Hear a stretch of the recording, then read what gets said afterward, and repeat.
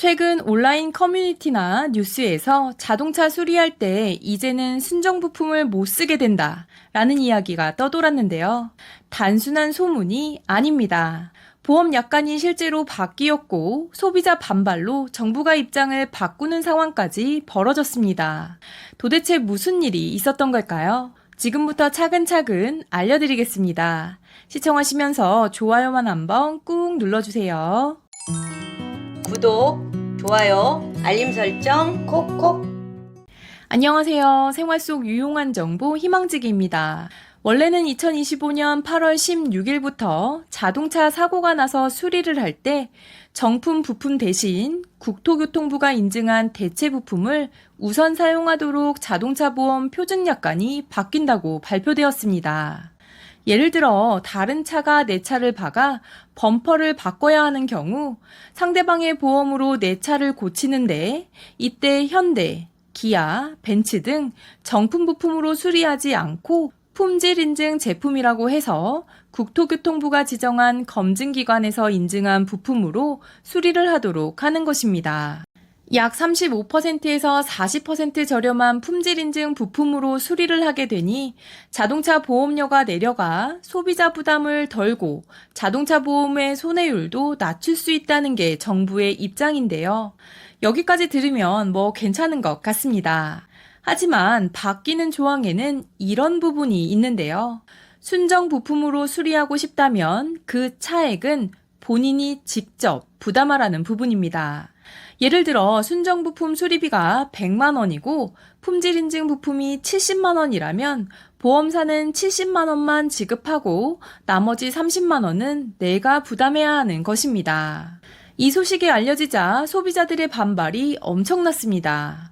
작년에 신차를 구매한 한 차주는 새 차를 산 지 얼마 되지도 않았는데 왜 정품을 못 쓰게 하느냐며 대체 부품 기준으로만 보상하니 소비자 선택권이 침해되는 것 같다고 언급했습니다. 또한 진동, 소음, 누유 등 미세한 차이가 차량의 품질 저하로 이루어질 수 있고 정품 부품 사용 시 초과 비용을 소비자가 부담해야 하는 구조는 사실상 대체 부품 사용을 강제로 하라는 것 아니냐는 지적이 많았는데요.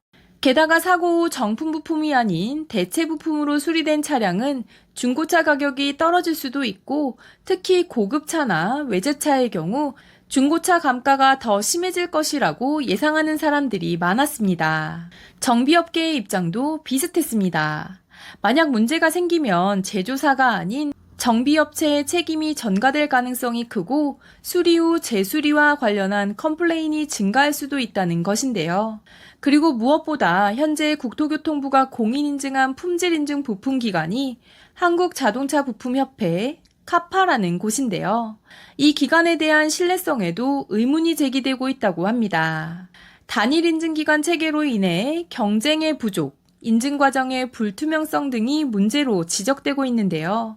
실제로 카파의 인증 과정이나 제조사 정보 등이 공개되지 않아 일부에서는 회의적인 시각이 있습니다. 이렇게 반대 여론이 커지자 결국 지난 8월 5일 정부가 입장을 바꿨습니다. 어떻게 바뀌었는지 확인해 보면 소비자가 원하면 정품 부품으로 수리할 수 있고 출고 후 5년 이내의 신차나 브레이크, 조향장치 같은 안전 관련 부품은 무조건 정품 부품을 사용하도록 하며 정품 부품이 아닌 품질인증 대체 부품을 자발적으로 쓰면 정품 부품 가격의 25%를 돌려받는 인센티브를 제공해준다고 합니다.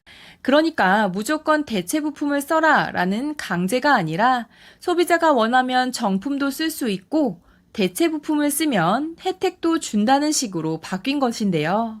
여러분이라면 정품 부품을 고수하겠어요? 아니면 대체 부품을 써보시겠어요?